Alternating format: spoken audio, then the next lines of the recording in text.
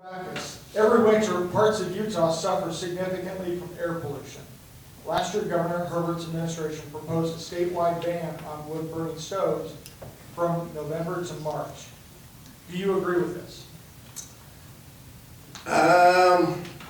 It's another one of those. The legislature went into a hysteria about it, and probably wood-burning stoves are bad. But let me tell you what the real issue, what they won't tell you.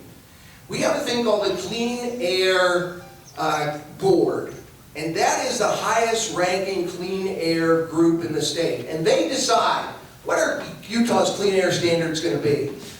And by the way, we have a law that says Utah cannot have any clean air standards higher than the federal ones. So who's going to decide what our clean air, what our children are going to breathe? Who's going to decide that? Who's the Clean Air Board?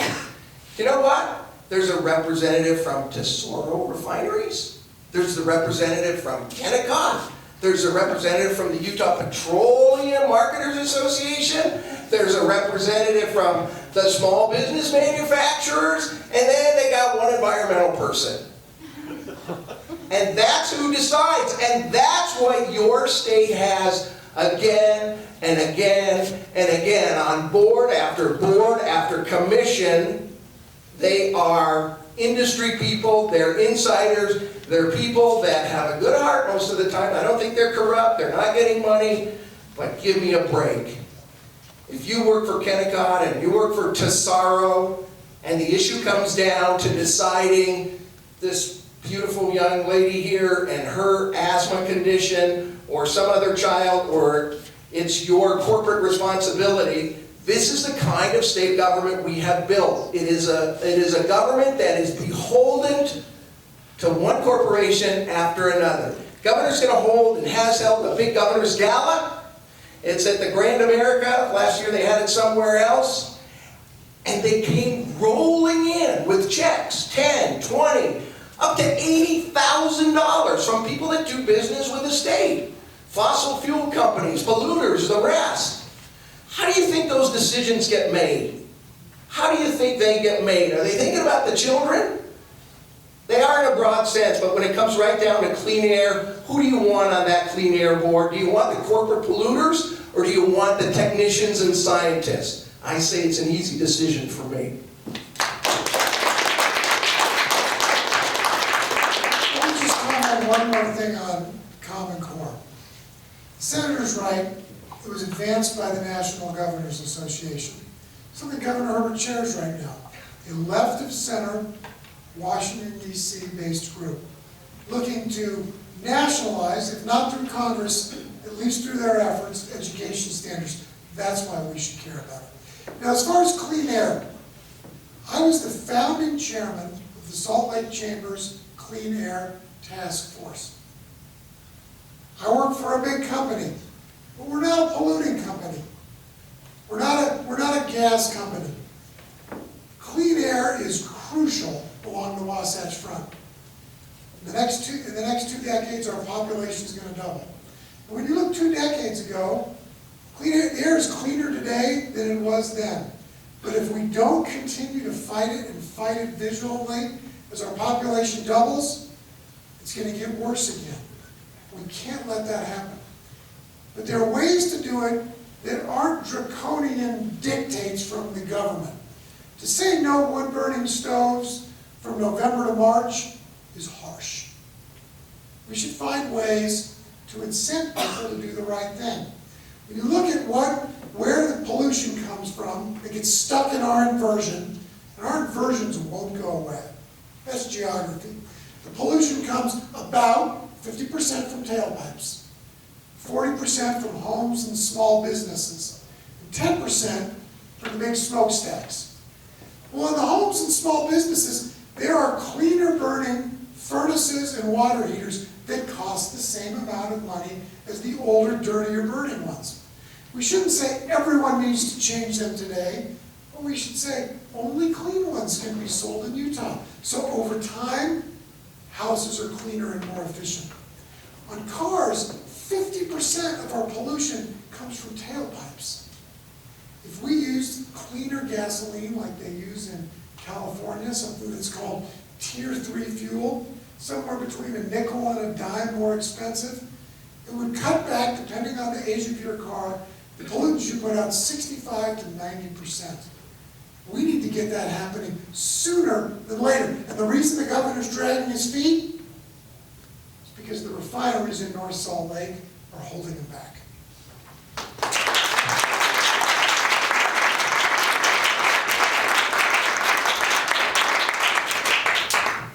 Mr. Johnson, this question starts with you. How do you plan to address Utah's teen suicide rate? Teen suicide's a problem, and it's particularly a problem in parts of Utah County. I know Lone Peak High has really high teen suicide rates. One of the issues that's part of my education plan is trying to get a better counselor-to-student ratio. Utah has mandated by law one counselor for every 350 students. Around the state, we operate at about 1 for 380. That means each counselor, and I was talking to one tonight before this debate, he said, I meet with each student for 5 minutes a year. 5 minutes a year, what kind of counseling can you do for 5 minutes a year? Best practices are 250 to 1. We at least need to get to a place that's 250 to 1. That way, our counselors can know our children. They can help them, not just figuring out what classes they need to graduate, but knowing their concerns and helping them when they're in a place where they're thinking about suicide. That is tragic. It's unacceptable in a state that's so focused on the family that we don't do better at it.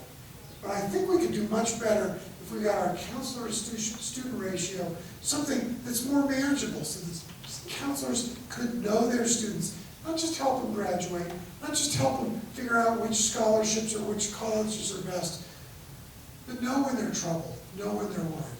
That's what we should be doing.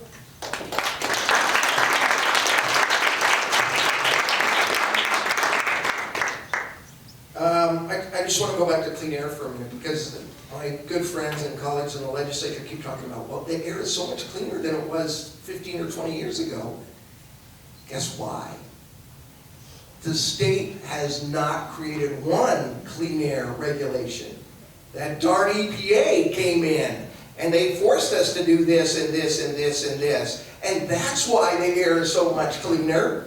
It's because of those darn feds reaching their hands out. Occasionally, when the state won't do what it ought to do, thank goodness, who knows? We wouldn't be able to, we don't have gas masks if it wasn't for the feds' long arm, because the state government is too much in the hands of the fossil fuel industry that funds most of their elections.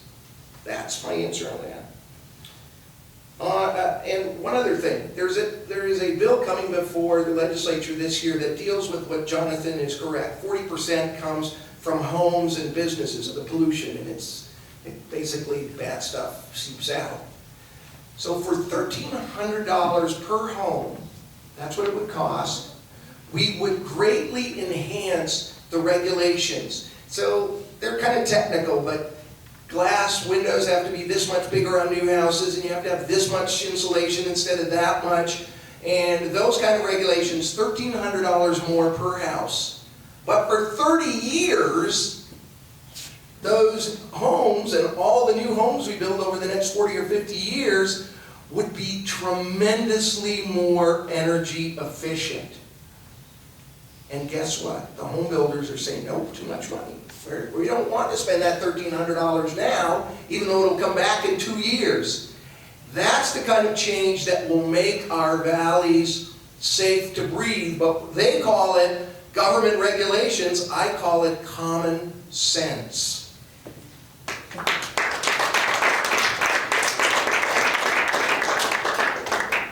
This is the last question, although my goal says we could go for another 3 hours. Senator Dabakis, this question goes to you. Utah voters struck down the universal vouchers that the legislature passed. Do you support educational vouchers? Why or why not? I forgot to talk about suicide, and I will, and then I'll get to vouchers. 2 issues with suicide. I have gone to 4 suicide funerals. to look, including one here in Utah County, to look in those caskets and see those young people is something hideous. And to think that parents and families are going through that. Two ways we can help with that. One is diversity. We have to be able to say to young people, and I see gay kids all the time, that aren't accepted, that are rejected, that feel as if they're alone. It is a terrible thing. I don't care where you are in homosexuality or where you are on this and that. Love your children.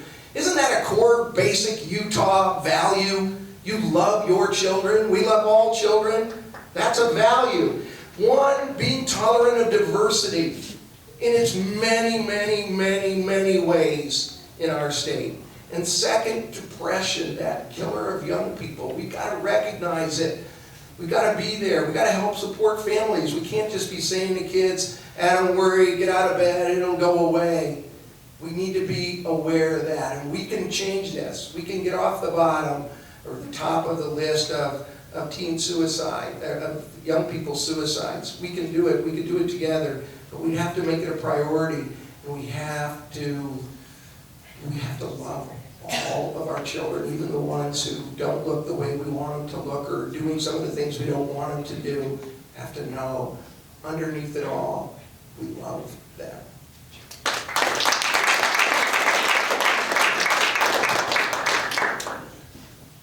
Vouchers. I'll answer that in the next one. You have 15 more seconds. Vouchers were a bad idea. I thought vouchers were a good idea, and I worked to get them passed. My family and I were on a television commercial to get them passed. They did not pass. I don't think we're going to push them again. I don't think they're a silver bullet. But I do think there are ways to give parents more choice in what they're doing in their children's education. Recently, Arizona and Nevada have passed laws called education savings accounts, which gives parents the ability to spend money that the government spends on education. They can spend it at their local district school. They can spend it at a charter school. They can spend it online. They can spend it for homeschooling. Education savings accounts have been challenged in court, and they've been upheld. There's something we should look at, because every parent knows if you have more than one child, your two children are different. Courtney and I have 5 sons. Same nature, same nurture. Every single one of them learns a little differently. We've worked to personalize their education while going to the public schools. We've done online courses. Some of them have used Khan Academy. Some of them we've taken to a tutor. Some of them we've made sure that they got their textbooks on tape or audio, because that's how they learn. We have to make it easier for parents to be involved in education. Vouchers didn't pass, but I think education savings accounts will, and I'm a big proponent of them.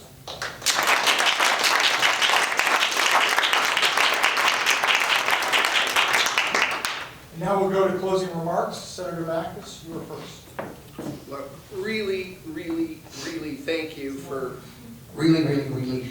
Did you get the third really? Thank you so much for letting me come. I love this. This is so much fun for me to come and chat with you and give you my 2 cents. I wish it would have been a little more interactive than a bowl, but you know, life is life. Jonathan, thank you. I love the idea of a business person coming in and running the state. Really, above all, it's a $14 billion a year business. And if we were run like a business instead of like, and it's always going to be run with some politics involved, I understand that.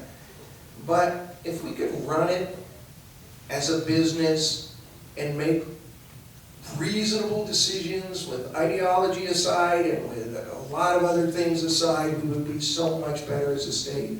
So I would recommend that you look hard at Jonathan, and the Democrat who announced today that he's running for governor.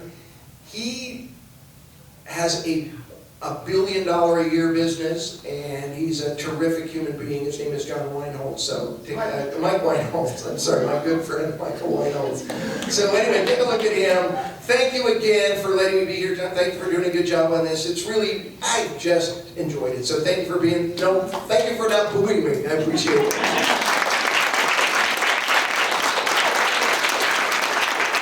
I'm finally going to step out from behind the podium. First, I want to thank you, Jim. These are great. We've done them at a lot of places. A lot of them felt like home court for me. But maybe that's what Utah is most of the time. Yeah. They've been great. An open dialogue, a frank dialogue about issues that all Utahns care about is important. Managers manage within the status quo. They do the best they can within the status quo. Our current governor, in my opinion, is an affable manager. He does the best he can within the status quo. Outside the door, there are books called Leadocracy. It's a book I read about 3 years ago. So it got me interested in doing this. The premise of that book is the quality of leaders that we hire determine the quality of government that we get. We need leaders that aren't focused on what it takes to get reelected 4 years down the line. We need leaders that aren't looking to figure out, how do I get a cabinet post? Or when do I get to run for senator? Or how do I become chair of the NGA? We need leaders that are focused on solving problems today. That's the kind of leader I am. I'm not a career politician. I've never run for anything in my life, including 6th grade class secretary. And you know what? If I'm working to solve the problems that we've talked about tonight, I'm sure there will be people that sling arrows and write nasty editorials in the papers about me, but that's okay. We need people who aren't afraid to make tough decisions, that are focused on those problems. That's who I am. My ask of each of you is that when you're thinking about who should be our next governor, you ask, who's a leader? Who do you want to hire to be the next executive of this state? Do you want a career politician? Or do you want a problem solver who's not willing, who's not afraid to do tough things even when the papers write nasty things? I think that's who I am. Put me through a rigorous interview process. If you like me, run to be a state delegate, go to convention, and help me get elected.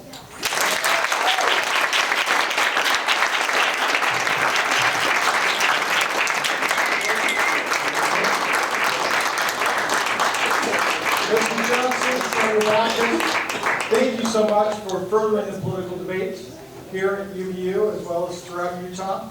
Audience, thank you for your attendance. We know you have many options on a Friday night. Thank you for being here. I'll turn the time over for Gunnar for just a moment. Okay, I'll be even briefer than I was the first time. Thank you guys all for coming. On behalf of Utah Valley University, as well as the Young Americans for Liberty Club here, we were so excited to have the opportunity to host this debate. Sadly, only one of the people that we officially invited showed up. So hopefully next time. We officially invited Jim. We did. Again, let's give a special applause for Jim Dabakis for showing up in the absence of the governor. Thank you so much, Jim.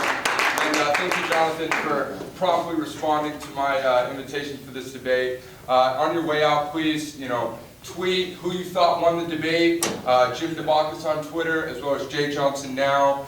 They would love your feedback. We felt the passion tonight. We heard the wisdom. What a great opportunity. Let's get another round of applause for this.